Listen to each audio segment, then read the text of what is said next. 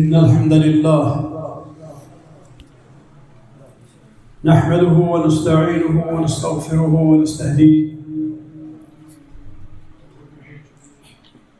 من يهده الله فلا مضل له ومن يضلل فلا هادي له وأشهد أن لا إله إلا الله وحده لا شريك له وأشهد أن محمدًا عبده ورسوله يا أيها الذين آمنوا اتقوا الله حق تقاته ولا تموتن إلا وأنتم مسلمون يا أيها الناس اتقوا ربكم الذي خلقكم من نفس واحدة وخلق منها زوجها وبث منهما رجالا كثيرا ونساء واتقوا الله الذي تساءلون به والأرحام إن الله كان عليكم رقيبا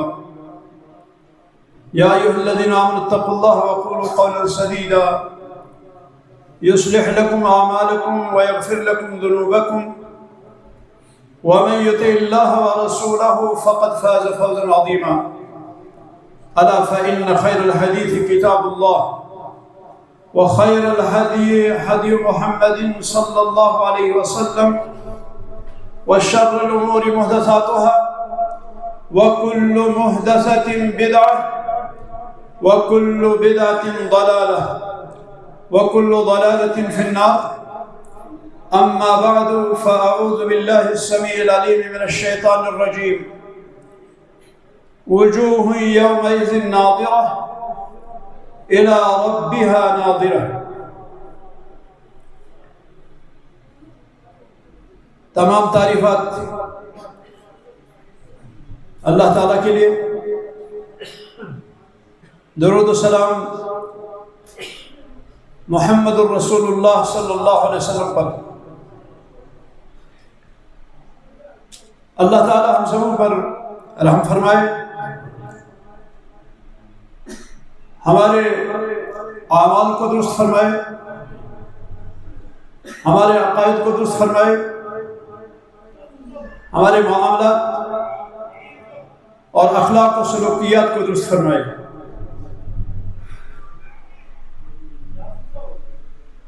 حدیث کے اندر آتا ہے کہ صحابہ نے رسول اکرم صلی اللہ علیہ وسلم سے سوال کیا، کہا هل نرى ربنا يوم القیامہ، کیا ہم قیامت کے روز اپنے پروردگار کو دیکھیں گے؟ قیامت کے روز کیا ہم اپنے رب کو دیکھیں گے؟ تو رسول اکرم صلی اللہ علیہ وسلم نے فرمایا سترون ربکم عیانا، تم اپنے رب کو کھلم کھلا سامنے اپنے دیکھو گے۔ دوسری حدیث میں آتا ہے تم اپنے رب کو ایسے دیکھو گے جیسے تم آفتاب کو دیکھتے ہو کہ جب آفتاب میں کوئی بادل وغیرہ نہ ہو، یا تم جیسے چودھی رات کی چاند کو دیکھتے ہو جبکہ کوئی بادل وغیرہ نہ ہو۔ یہ حدیث مبارکہ صحابہ کے شوق، صحابہ کے اللہ تعالیٰ سے لگاؤ، صحابہ کے اللہ تعالیٰ سے محبت کو اجاگر کرتا ہے۔ اس سے ہمیں پتہ چلتا ہے کہ صحابہ رضوان اللہ علیہ اجمعین کتنے زیادہ حریص تھے کہ وہ اللہ کا دیدار کریں، کتنا شوق تھا کہ اللہ کا وہ دیدار کریں۔ اسی لیے تو انہوں نے نبی اکرم صلی اللہ علیہ وسلم سے یہ سوال کیا اور یہ جذبہ تمام انبیاء کا تھا، بالخصوص موسیٰ علیہ السلام. موسیٰ کلیم اللہ، اللہ سے ہم کلام ہونے والے پیغمبر ہیں، جلیل القدر پیغمبر ہیں، اولو العزم پیغمبروں میں سے ہیں. انہوں نے جب اللہ سے ملاقات کی، اللہ نے فرمایا کہ جب وہ ہمارے میقات کو آئے، ملاقات کے آئے، وَكَلَّمَهُ رَبُّهُ، اور جب رب العالمین نے ان سے بات کی، جب رب العالمین ان سے ہم کلام ہوا، تو موسیٰ علیہ السلام نے کہا رَبِّ أَرِنِي أَنظُرْ إِلَيْكَ، پروردگار میں آپ کو دیکھنا چاہتا ہوں، پروردگار میں آپ کا دیدار کرنا چاہتا ہوں. اللہ تعالیٰ نے جواب دیا لن ترانی، تو ہرگز مجھے دیکھ نہیں سکے گا، البتہ ولكن انظر الى الجبل، پہاڑ کو دیکھو، کوہ طور کو دیکھو، فإن استقر مكانه، اگر یہ کوہ طور اپنی جگہ جمع رہا، فسوف ترانی، تو تم مجھے دیکھو گے. پھر فرمایا اللہ نے فلما تجلى ربه للجبل جعله دكا،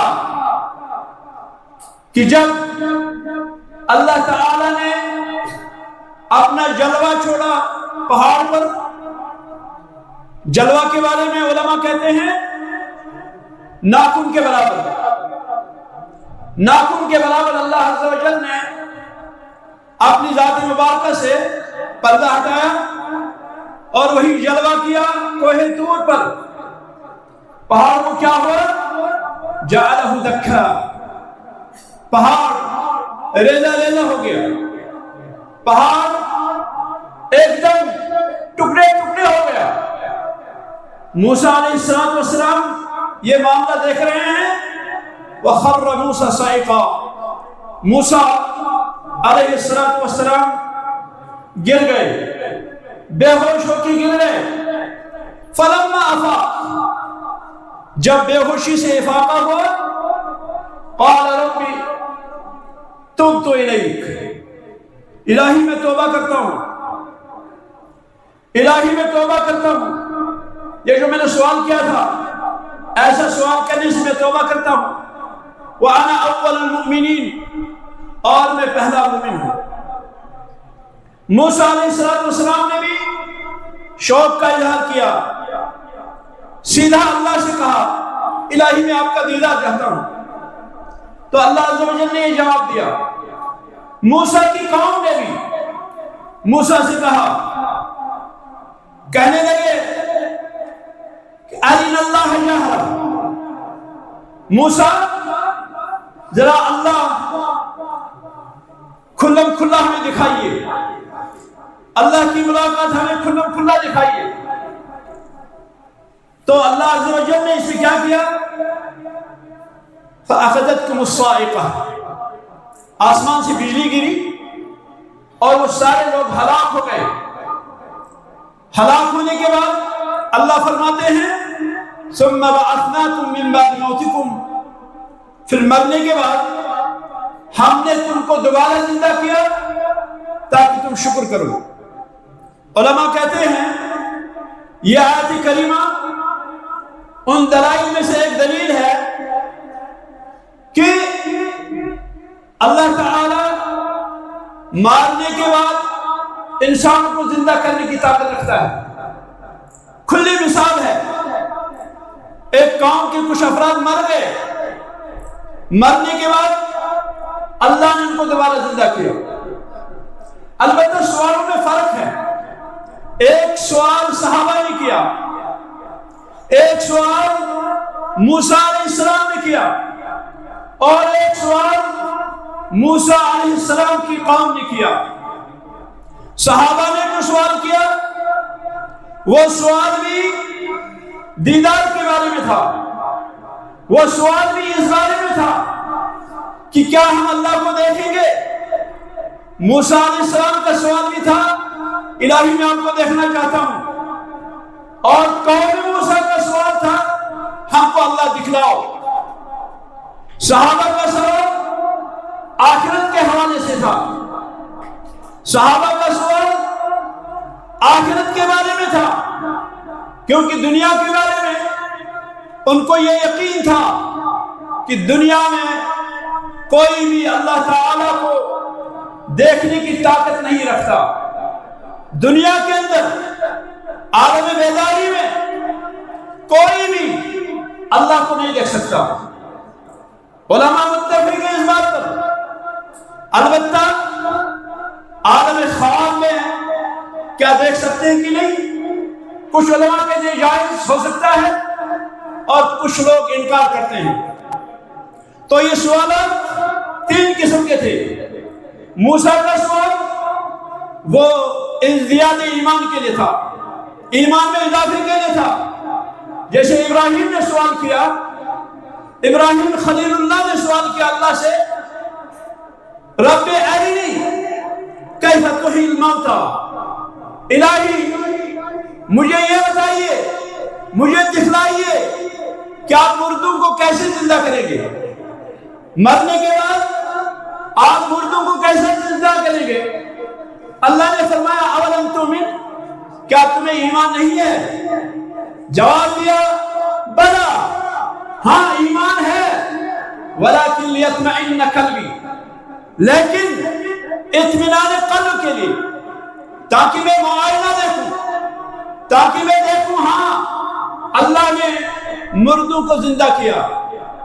اللہ نے فرمایا خذ اربعۃ من الطیر، 4 پرندہ لو، ان کو ذبح کرو، اور ذبح کرنے کے بعد ان کے گوشت کو ملاؤ، ملانے کے بعد الگ حصے کرو، ایک حصہ ایک پہاڑ پہ، دوسرا حصہ دوسرے پہاڑ پہ، تیسرا حصہ تیسرے پہ، چوتھا حصہ چوتھے پہ، اور پھر بلاؤ سب کو۔ ابراہیم علیہ السلام نے ایسا بھی کیا، ذبح کیے پرندے، اور پرندے ذبح کرنے کے بعد ان کے گوشت کو ملایا، ملانے کے بعد حصے کیے، اور پھر بلایا کبوتر، کوا مثال کے طور پر، پرندہ فنا، تو ابراہیم خلیل اللہ نے دیکھا کہ سب دوڑ کے آ رہے ہیں، دوڑے ہوئے آ رہے ہیں۔ ایک بات اور کہ موسیٰ علیہ السلام نے جب سوال کیا اللہ سے تو اللہ نے روکا نہیں، اللہ نے ممنوع نہیں قرار دیا، اللہ نے یہ نہیں کہا لن ارا، میں تو دیکھا ہی نہیں جا سکتا، بلکہ کہا لن ترانی۔ نوح علیہ السلام نے اللہ سے سوال کیا ان ابنی من اہلی وان وعدک الحق، الہی میرا بیٹا میری پشت سے ہے، طوفان سے اس کو بچا۔ اللہ نے فرمایا لا تسألنی ما لیس لک بہ علم۔ وہ موسیٰ علیہ السلام کا سوال جو تھا وہ اللہ نے پسند کیا، وہ ایسا سوال نہیں تھا۔ تو گو یہ ساری باتیں ان کا جو خلاصہ یہ ہے کہ اللہ کا دیدار ہوگا، اللہ کا دیدار ہوگا، اللہ کی زیارت ہوگی۔ اللہ کا دیدار کرنا انسان کا سب سے بڑا مقصد ہے، اولیاء اللہ کا، صحابہ کا، انبیاء کا، اللہ والوں کا سب سے بڑا مقصود رہا ہے کہ اللہ کو دیکھیں ہم، اللہ کی قربت، اللہ کی نزدیکی ان کا سب سے بڑا مطمع حیات رہا ہے، زندگی کا مقصد رہا ہے۔ آپ سے کوئی پوچھے آپ نمازیں کیوں پڑھتے ہیں، آپ سے کوئی سوال کرے آپ حج کیوں کرتے ہیں، آپ سے کوئی سوال کرے آپ علم کیوں حاصل کرتے ہیں، آپ سے کوئی سوال کرے صدقہ کیوں کرتے ہیں، آپ سے کوئی سوال کرے قربانی کیوں کرتے ہیں، ماں باپ کے ساتھ اچھا سلوک کیوں کرتے ہو، بھائیوں بہنوں کے ساتھ اچھا معاملہ کیوں کرتے ہو، رشتہ داروں کے ساتھ اچھا سلوک کیوں کرتے ہو؟ باقی مسائل کیوں انجام دیتے ہو؟ کیوں دوڑتے ہو؟ کیوں دوڑ دھوپ کرتے ہو؟ اللہ کی دین کو پھیلانے میں ایک ہی جواب ملے گا تاکہ ہمارا اللہ ہم سے راضی ہو جائے. ان صلاتی و نسکی و محیایا و مماتی للہ رب العالمین. جو سب سے بڑا مطمع نظر جو ہے وہ ہے اللہ کی قربت، اللہ سے قریب ہونا. اسی لیے رسول اکرم صلی اللہ علیہ وسلم نے فرمایا کہ اقرب ما یکون العبد من ربہ وہو ساجد. سب سے زیادہ بندہ اللہ کے قریب اس وقت ہوتا ہے جب وہ نماز میں ہوتا ہے، سجدے میں ہوتا ہے. فَأَكْثِرُوا فِيهِ مِنَ الدُّعَاءِ. سجدے میں دعائیں بکثرت کرو. فَقَلِيلٌ أَن يُسْتَجَابَ لَكُمْ. قریب ہے کہ تمہاری دعا قبول کی جائے. گو انبیاء، اولیاء، صحابہ، اللہ کے نیک بندے، صالحین، ان سب کا سب سے بڑا زندگی کا جو مقصد رہا ہے وہ قربت الہی رہی ہے، اللہ کی قربت رہی ہے. وہ اپنے اعمال کے ذریعے اللہ رب العالمین کی قربت چاہتے ہیں، اللہ رب العالمین کا دیدار چاہتے ہیں. ہر کسی کے اندر شوق ہے کہ میں اللہ کو دیکھوں، اللہ کو دیکھوں، رب کائنات کو دیکھوں، اپنے پیدا کرنے والے کو دیکھوں، اس کو دیکھوں جس نے مجھے ماں باپ عطا کیے، اس کو دیکھوں جس نے مجھے بے بہا نعمتوں سے نوازا، جس نے مجھے سانس اتارنے اور چڑھانے کی توفیق دی، جس نے مجھے چلنے کی توفیق دی، جس نے مجھے اعضاء سلیمہ عطا کیے، جس نے مجھے دماغ عطا کیا. کون سی نعمت ہے؟ وَمَا بِكُم مِّن نِّعْمَةٍ فَمِنَ اللَّهِ. جو بھی تم کو نعمت ہے وہ اللہ کی طرف سے ہو. وَإِن تَعُدُّوا نِعْمَةَ اللَّهِ لَا تُحْصُوهَا. اس اللہ کو دیکھنے کا شوق مومن کا سرمایہ حیات ہے. ساری عبادات کا جو لب ہے، خلاصہ ہے، وہ ہے اللہ عز و جل کا دیدار. نعمتوں میں جنت عظیم ترین نعمت ہے، لیکن جنت تب تک بے مزہ ہے جب تک کہ جنت میں اللہ رب العالمین کا دیدار نہ ہو. اسی لیے اہل سنہ والجماعہ کی نشانیوں میں سے، علامات میں سے ایک بڑی علامت، ایک بڑی نشانی یہ ہے کہ وہ عقیدے میں رؤیت الہی کے قائل ہیں. وہ کہتے ہیں اللہ کا دیدار جنتیوں کو ہوگا. وہ کہتے ہیں کہ اللہ رب العالمین کی زیارت ہوگی مومنین کو. جنت میں اللہ رب العالمین کو دیکھیں گے مومنین. یہ اہل سنہ والجماعہ کا وہ مشہور عقیدے سے تعلق رکھنے والا مسئلہ ہے جس کو رؤیت الہی کہتے ہیں. اللہ کی رؤیت، دیدار الہی. گو دیدار الہی جو ہے، رؤیت الہی جو ہے، یہ عقیدے کا مسئلہ ہے، یہ عقیدے سے تعلق رکھتا ہے. اسی طرح جیسے اللہ عز و جل کے لیے کلام کی صفت ہے، صفت کلام ہے، کلام کی صفت ہے. اللہ کلام کرتا ہے، اللہ عز و جل کلام فرماتے ہیں. اللہ عز و جل نے آدم سے بات کی، وَإِذْ قَالَ رَبُّكَ لِلْمَلَائِكَةِ إِنِّي جَاعِلٌ فِي الْأَرْضِ خَلِيفَةً وَإِذْ قُلْنَا لِلْمَلَائِكَةِ اسْجُدُوا لِآدَمَ وَإِذْ قَالَ رَبُّكَ لِلْمَلَائِكَةِ. یا جب آدم سے کہا یا آدم لا تقرب هذه الشجرة، یا باقی اسی طرح یا نوح اهبط بسلام منا، یا باقی پیغمبروں سے اللہ نے کلام کیا. اللہ عز و جل کلام کرتے ہیں، اللہ عز و جل بولتے ہیں، اور اللہ عز و جل کے کلام کو سنتے ہیں. جبریل امین علیہ السلام وہ منتقل کرتے ہیں رسول اکرم صلی اللہ علیہ وسلم کی طرف. اسی طرح ایک اور عظیم ترین مسئلہ ہے، جو مسئلہ اہل سنہ والجماعہ کی پہچان ہے، وہ ہے اللہ تعالیٰ کا علو، اللہ تعالیٰ کا اوپر ہونا. اللہ تعالیٰ کا اوپر ہونا یہ اہل سنہ والجماع کی نشانی ہے. اہل سنہ والجماع کو پہچانا جاتا ہے، اہل الحدیث کو پہچانا جاتا ہے، صحابہ کو پہچانا جاتا ہے، تابعین کی نشانی ہے کہ یہ سب کے سب اس بات میں متفق تھے کہ اللہ عز و جل جو ہے اللہ اعلیٰ ہے، اللہ بلند ہے، اللہ فوق کل شیء، هو الاول والآخر والظاہر والباطن. اللہ تعالیٰ ظاہر ہے. نبی علیہ السلام نے فرمایا وَأَنْتَ الظَّاهِرُ فَلَيْسَ فَوْقَكَ شَيْءٌ.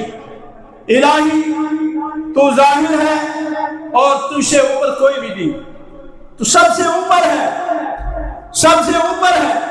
آپ دیکھتے ہیں زمین کے اوپر آسمان، آسمان کے اوپر دوسرا آسمان، دوسرے آسمان کے اوپر تیسرا آسمان، تیسرے پر چوتھا، چوتھے پہ پانچواں، پانچویں میں چھٹا، چھٹے میں ساتواں، اور ساتواں آسمان، ساتویں آسمان سے اوپر جو ہے وہ اللہ کی کرسی ہے. کرسی، اور کرسی کے اوپر سمندر، اور سمندر کے اوپر عرش، عرش الہی. عرش الہی کائنات کا چھت ہے، کائنات کی سب سے اونچی چیز ہے، اور عرش سے اوپر صرف اللہ عز و جل ہے. مخلوقات ساری نیچے اور اللہ عز و جل سب سے اونچا. اللہ عز و جل سے اوپر کوئی نہیں. نبی علیہ السلام نے فرمایا انت الظاہر فلیس فوقک شیء. گو علو، اللہ عز و جل کو بلند ماننا، یہ اہل سنت والجماعت کی نشانی ہے، خصوصی نشانی ہے. اسی طرح جیسے روئے اللہ تعالیٰ کا دیدار ماننا اللہ عز و جل کی عظیم نشانی ہے. سب سے اوپر ہونا، سب سے اوپر ہونا، اس میں رد ہے ان لوگوں کا جو کہتے ہیں کہ اللہ ہر جگہ ہے. اس میں رد ہے ان لوگوں کا جو کہتے ہیں اللہ عز و جل کائنات کے ساتھ ملا ہوا ہے، حلول کیا ہے، متحد ہے. جو یہ کہتے ہیں اللہ مجھ میں اللہ میں، جو یہ کہتا ہے نہیں اللہ ہر چیز میں، ہر پرند میں، ہر جگہ، ان کا رد ہے. بلکہ اللہ جو ہے وہ سب سے اوپر ہے. اللہ عز و جل ثم استوى على العرش الرحمن على العرش استوى. اللہ عز و جل رحمان پہ بلند ہوا، اللہ عز و جل عرش پہ بلند ہوا. اللہ عز و جل ہر جگہ نہیں.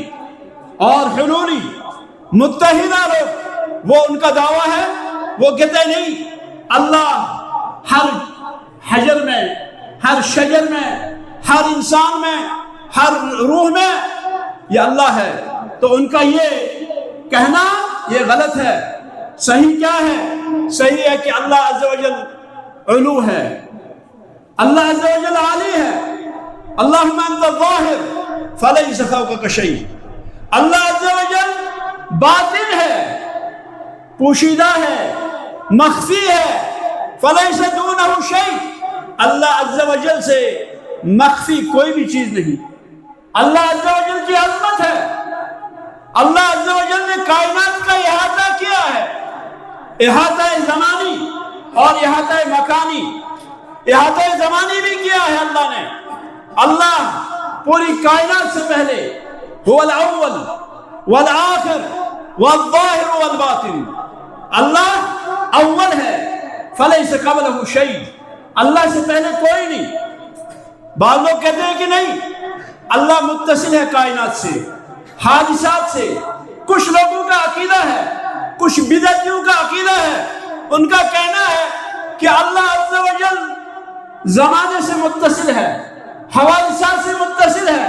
کچھ زمانہ تھا اللہ بیکار بیٹھا تھا، اللہ نے کچھ نہیں کیا. ان کا کہنا باطل ہے. بلکہ صحیح یہ ہے اللہ عز و جل فعال لما یرید. اللہ عز و جل فعال ہے، بہت جگہ کرنے والا ہے. وَيَفْعَلُ اللَّهُ مَا يَشَاءُ. اللہ عز و جل جو چاہتے ہیں وہ کرتے ہیں. تو گو کہ اس میں رد ہے ان لوگوں کا جو یہ کہتے ہیں کہ نہیں اللہ عز و جل کچھ زمانے میں بیکار تھا، کوئی کام نہیں تھا، اسی لیے رسول اکرم صلی اللہ علیہ وسلم نے جب دعا کی تو فرمایا اللہم انت الاول فلیس قبلک شیء، اللہم انت الاول، الہی تو اول ہے، فلیس قبلک شیء، تجھ سے پہلے کوئی چیز نہیں۔ علماء بیان کرتے ہیں، فرماتے ہیں اول کون ہے؟ اول الذی لم یسبقہ العدم، وہ اول کہ جس سے پہلے عدم نہیں تھا۔ پوری کائنات، شجر و حجر، یہ سمندر، یہ ہوائیں، یہ فضائیں، یہ پہاڑ، یہ چرند و پرند، یہ زمین، یہ آسمان، یہ ساری کی ساری چیزیں پہلے وجود ان کا نہیں تھا، بعد میں وجود میں آئی، وجود بعد میں آیا۔ هل أتى على الإنسان حين من الدهر لم يكن شيئا مذكورا، زمانہ تھا، انسان قابل ذکر چیز تھا ہی نہیں، لیکن اللہ عز و جل نے اس کو وجود بخشا۔ آسمان و زمین پہلے تھے ہی نہیں، اللہ نے حکم دیا ایتیا طوعا او کرہا، تم وجود میں آؤ چاہے تمہارا جی چاہے یا نہ چاہے۔ قالتا اتینا طائعین، گو کائنات پہلے نہیں تھی، کائنات کی کوئی بھی چیز پہلے نہیں تھی، اللہ تب بھی تھا، پھر اللہ نے وجود بخشا۔ اس لیے کیا ہے یہ احاطہ زمانیہ، اللہ نے احاطہ کیا ہے۔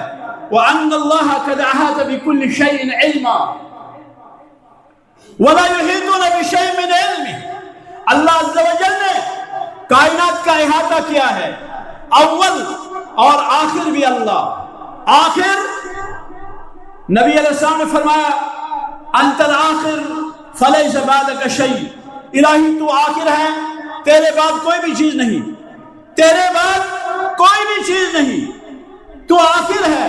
علماء کہتے ہیں آخر وہ ہے الذی لا یلحقہ الفناء، وہ کہ جو کبھی فنا نہیں ہوگا۔ کل من علیہا فان، کل من علیہا فان، جس کائنات پر، پوری کائنات جو ہے وہ فنا ہونے والی ہے۔ وَيَبْقَى وَجْهُ رَبِّكَ ذُو الْجَلَالِ وَالْإِكْرَامِ، صرف اللہ باقی رہے گا، اللہ عز و جل باقی رہے گا، پوری کائنات فنا ہونے والی ہے۔ لا يلحق الفنا، گو الاول فلیس قبلہ شیء، الآخر فلیس بعدہ شیء، الظاہر فلیس فوقہ شیء، الباطن فلیس دونہ شیء۔ باطن اللہ پوشیدہ ہے، اللہ عز و جل سے پوشیدہ کوئی بھی چیز نہیں، اللہ عز و جل سے پوشیدہ کوئی بھی چیز نہیں۔ ان چیزوں کو توحید کے ارکان اربعہ کہتے ہیں۔ توحید کے 4 رکن، اول ہونا، آخر ہونا، ظاہر ہونا، باطن ہونا، یہ توحید کے ارکان ہے۔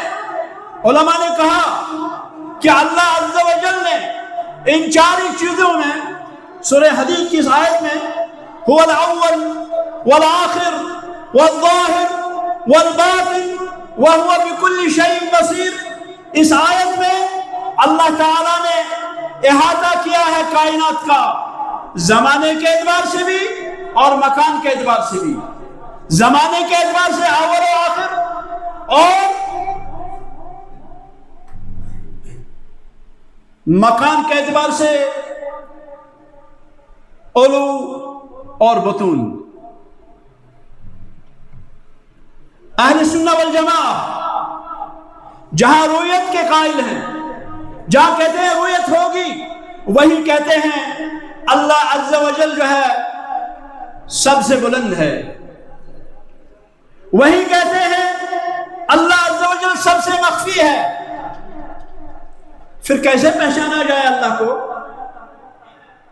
اگر مخفی ہے اللہ، کیسے پہچانا جائے؟ تو کہتے ہیں علماء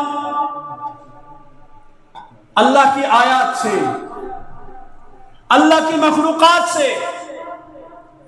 وَفِي كُلِّ شَيْءٍ لَهُ آیَةٌ، يدل على انه واحد. کائنات کی ہر چیز میں نشانی ہے جو یہ بتاتی ہے کہ اللہ ایک ہے. اانتم اشد خلقا ام السماء، تمہارا پیدا کرنا زیادہ مشکل ہے یا آسمان کا پیدا کرنا زیادہ مشکل ہے؟ اللہ نے کائنات کو چیلنج کیا، کائنات کو خطاب کیا. یہ آسمان، اور کیسا آسمان؟ بغیر عمد ترونہا، بغیر کسی کھمبے کے، کوئی کھمبا نہیں، کوئی سہارا نہیں. علماء کہتے ہیں، بلکہ حدیث کے اندر آتا ہے، زمین سے لے کے آسمان تک 500 سال کا فاصلہ ہے.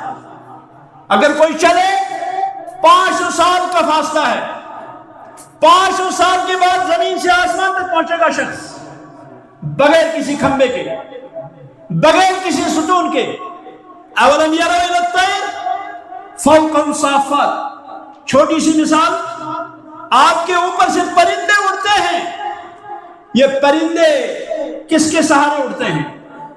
یہ پہاڑ، یہ پرندے کس کے سہارے اڑتے ہیں؟ اللہ کہتے ہیں اولم یروا الی الطیر، کیا پرندوں کو نہیں دیکھتے؟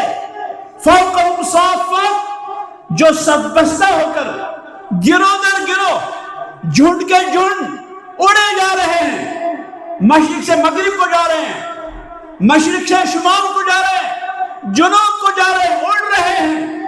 کون ہے ان کو اڑانے والا؟ کون ہے ان کو اڑانے والا؟ ما یمسکہن الا الرحمن. اولم یروا الی الطیر فوقہم صافات ویقبضہن ما یمسکہن الا الرحمن. ارے امر الہی سے، الا لہ الامر والخلق، کائنات کے اندر اللہ کا امر ہے. آسمان کھڑے ہیں اللہ عز و جل کے حکم سے، کائنات کھڑی ہے اللہ عز و جل کے حکم سے. جب اللہ عز و جل حکم دے گا، یہ کائنات جو ہے یہ تہس نہس ہوگی. اذا السماء انفطرت، دن آئے گا جب یہ آسمان پھٹ جائے گا. اذا السماء انفجرت، یہ آسمان پھوٹ پڑے گا. دیکھیں قرآن آیات تو گو اللہ تعالیٰ کی یہ آیات ہیں، یہ نشانیاں ہیں. اسی لیے اللہ تعالیٰ نے مثال دی، فرمایا وَآیَةٌ لَهُمْ وَآیَةٌ لَهُمُ اللَّيْلِ نَسْلَخُ مِنْهُ النَّهَارِ. دیکھتے نہیں؟ نشانی ہے تمہارے لیے، رات تمہارے لیے نشانی ہے. نَسْلَخُ مِنْهُ النَّهَارِ، ہم دن کو اس سے ادھیڑتے ہیں، رات کو ہم دن سے ادھیڑتے ہیں. فَإِذَا هُمْ مُظْلِمُونَ، لوگ جو ہے اندھیرے میں ہو جاتے ہیں. گو اللہ مخفی ہے، لیکن اللہ کے وجود کی بہت ساری نشانیاں ہیں، بہت ساری علامات ہیں، بہت ساری آلہ ہیں، نشانیاں ہیں کہ اللہ ہے. اس لیے کوئی اللہ عز و جل کے وجود کا انکار نہ کرے. اللہ عز و جل کی جانب، اللہ عز و جل کو جاننے کے لیے، اللہ عز و جل کو سمجھنے کے لیے، اللہ عز و جل کو معلوم کرنے کے لیے ایمان کی ضرورت ہے. اسی لیے علماء کہتے ہیں جس شخص نے 4 چیزوں کو اپنایا اس نے اللہ کی وحدانیت کو سمجھا. جس شخص نے 4 چیزوں کو اپنایا، 4 چیزوں پہ اس نے عمل کیا، یا 4 چیز اس نے جانے، اس نے توحید جانی. پہلی چیز الوہیت، الوہیت پہلی چیز ہے. دوسری چیز ہے ربوبیت، تیسری چیز ہے اسماء و صفات، اور چوتھی چیز ہے اللہ کے ساتھ نہ الوہیت میں، نہ ربوبیت میں، نہ اسماء و صفات میں کوئی شریک ماننا. گویا کہ جس نے توحید الوہیت کا اقرار کیا، جس نے اللہ عز و جل کے معبود برحق ہونے کا اعتراف کیا، جس نے اللہ عز و جل کو الہ مانا، الہ معلوہ۔ عبداللہ ابن عباس فرماتے ہیں المعلوہ، اللہ جو ہے معلوہ ہے۔ المعلوہ کیا ہے؟ المعبود، جس کی عبادت کی جائے وہ اللہ۔ الوہیت یہ نسبت ہے اللہ کی طرف۔ جب ہم عبادت کی نسبت اللہ کی طرف کریں، یعنی بندہ اللہ کی عبادت کرتا ہے تو الوہیت کہیں گے، اللہ کی عبادت کرنے والا۔ عبودیت جب بندے کی طرف عبادت کو منسوب کیا جائے، یعنی بندہ جب کرتا ہے تو وہ عبودیت ہے اور عبادت مصدر ہے۔ اسی لیے جب ہم الوہیت کہتے ہیں تو الوہیت سے ہمیں سمجھنا چاہیے، ہمیں جاننا چاہیے کہ ہماری عبادت ایک اللہ کے لیے ہونی چاہیے۔ ہماری عبادت ایک اللہ کے لیے ہونی چاہیے۔ ہمیں معلوم ہونا چاہیے کہ عبادت اللہ کے علاوہ کسی اور کی شان نشان نہیں۔ دوسری چیز وہ ہے توحید ربوبیت۔ توحید ربوبیت دراصل دلیل ہے اس بات کی کہ تمہارا معبود اللہ ہے، یعنی اللہ تعالیٰ کا رب ہونا، اللہ تعالیٰ کا پروردگار ہونا، اللہ تعالیٰ کا پالنہار ہونا، یہ دلیل ہے کہ وہی تمہارا معبود بھی ہے، اس کے علاوہ تمہارا کوئی معبود نہیں۔ ربوبیت چار بڑے معنی کو سماتا ہے، چار مرجع ہیں۔ پہلی چیز خلق ہے، پیدا کرنا، دوسری چیز رزق ہے، روزی دینا، اور تیسری چیز ملک ہے، مالک ہونا، اور چوتھی چیز تدبیر ہے۔ علماء کہتے ہیں یہ چار جو کلمات ہیں، خلق، رزق، ملک اور تدبیر، یہ ربوبیت کے جو اسماء مبارکہ ہیں ان سارے اسماء مبارکہ کا مرجع ہے، یعنی سارے معنی انہی چار کی طرف جاتے ہیں۔ پہلی چیز آتی ہے خلق، یعنی اللہ عز و جل پیدا کرنے والا ہے۔ واللہ خلقکم وما تعملون، اللہ پیدا کرنے والا ہے تم کو بھی، اور جو تم اعمال کرتے ہو ان کو بھی پیدا کرنے والا اللہ ہے۔ اللہ نے تم کو بھی پیدا کیا، اللہ نے تم سے پہلے بھی پیدا کیے، اللہ نے آسمان بھی پیدا کیا، اللہ نے زمین بھی پیدا کی، اللہ نے سب کچھ پیدا کیا۔ اللہ خالق کل شیء، اللہ ہر چیز کا خالق ہے، اللہ رازق ہے، اللہ رزق دینے والا ہے۔ رب العالمین ہر کسی کو روزی دینے والا ہے۔ اللہ رب العالمین کی روزی عام اور شامل ہے، کوئی بھی چیز مخفی نہیں۔ اللہ عز و جل کی روزی سے کوئی چیز ایسی نہیں جسے اللہ روزی نہیں دیتا ہو، بلکہ اللہ تو رزق ان کو بھی دیتا ہے جن کو تم روزی نہیں دیتے ہو۔ وَمَن لَسْتُمْ لَهُ بِرَازِقِينَ، کہ اللہ ان کو بھی روزی دیتا ہے جن کو تم روزی نہیں دیتے۔ اللہ عز و جل پہاڑوں کے نیچے چلنے والے کیڑے، چلنے والے مکوڑے ان کو بھی کھلاتا ہے۔ سمندر کی تہوں میں رہنے والی مچھلیاں اور جاندار جو ہیں ان سبوں کو کھلانے والی ذات اللہ کی ہے۔ اللہ عز و جل کی کائنات وسیع ترین ہے، اللہ رب العالمین ہے۔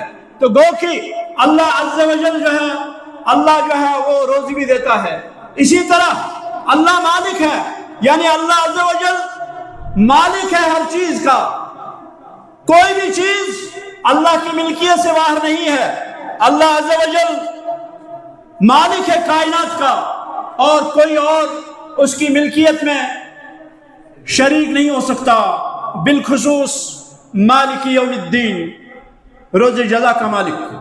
دنیا میں عارضی ملکیتیں ہیں، کوئی بادشاہ ہے، کوئی بڑا ہے، کوئی کچھ ہے، کوئی کچھ ہے، یہ مکان میرا ہے، یہ بچے میرے ہیں، یہ فلاں میری چیز ہے، یہ عارضی ملکیت ہے، اور حقیقی ملکیت جو ہے وہ اللہ کی ہے۔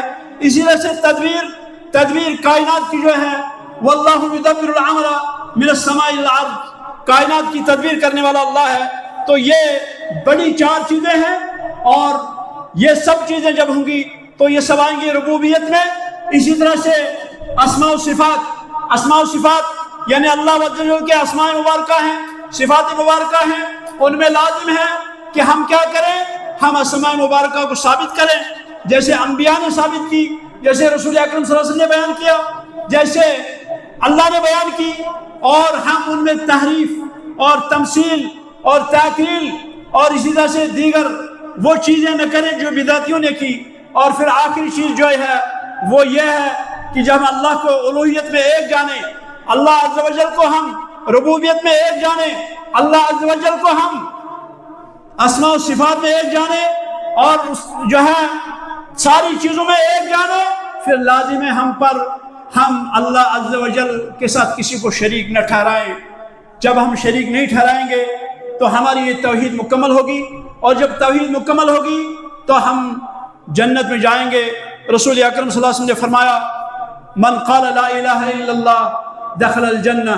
اقول قولی ھذا واستغفر اللہ لی ولکم ولسائر المسلمین من کل ذنب فاستغفروه انہ هو الغفور الرحیم. والسلام علیکم ورحمۃ اللہ وبرکاتہ.